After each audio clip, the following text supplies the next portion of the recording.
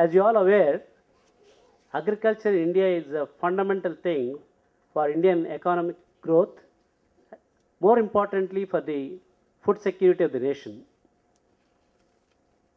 If you see, in India for the last 10-15 years, our population is growing at a very, very rapid pace, whereas all the resources are shrinking, whether it's agriculture, the land resources, water resources, all these resources are shrinking. Particularly when population is growing at this phenomenal growth, and if you are not able to provide food for our population because of shrinking resources, it is going to be a big problem for the country like our size with 1.3 billion population.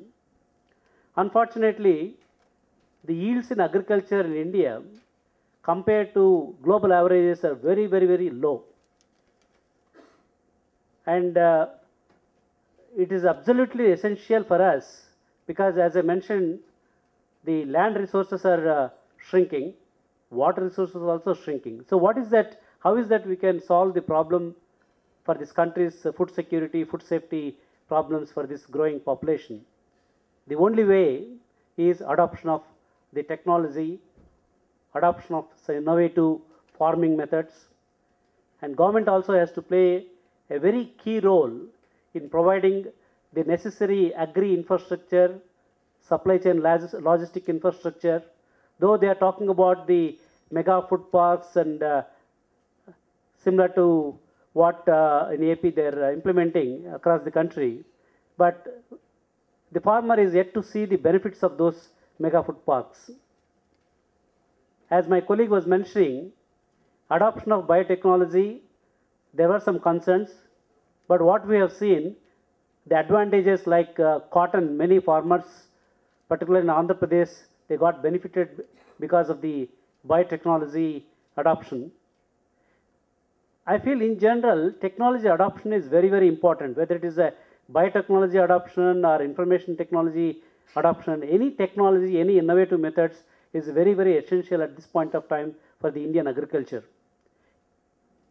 Recently, I was attending one international seminar. There I met one of the farmers from Anantapur. His name is Papi Reddy. He was enthusiastically showing what he is doing in Anantapur. Anantapur is a dry area. In that dry area, he is producing good quality pomegranate fruits.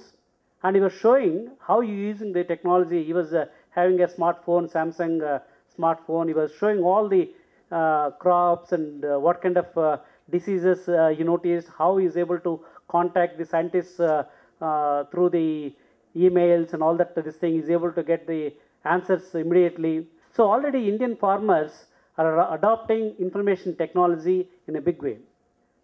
I am also doing a little bit of farming in my district, Anantapur. What I noticed is, for example, whenever we give some chemical fertilizers or some pesticides for some of the crops, suppose evening we spray the fertilizers or pesticides. That night we get heavy rain and whatever was invested, it all go to the drain.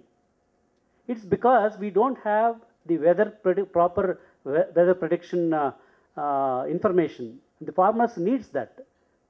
Unlike in many advanced countries, where minute to minute they will tell, what is going to happen next 1 hour, what is going to happen tomorrow, how the rain is going to be, how the sunshine is going to be.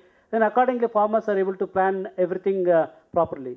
In India, whatever our weather prediction data, if you believe in that, and definitely farmers are not going to be benefited because most of it is all wrong information. And if they say that tomorrow there is going to be heavy rain, tomorrow there might be heavy rain, and vice versa.